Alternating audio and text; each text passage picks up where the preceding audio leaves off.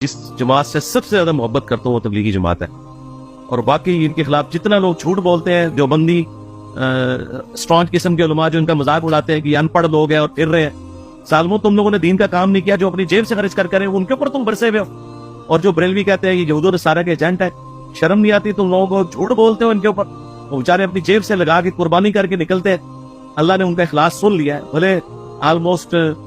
90 سال کے بعد ہی صحیح، لیکن اللہ نے وہ اخلاص قبول کیا، اور آج ہمیں امید کی کرن مولانا سعد کاظمی صاحب کی شکل میں نظر آ رہی ہے۔ انشاءاللہ سعد کاظمی صاحب اس جماعت کو جس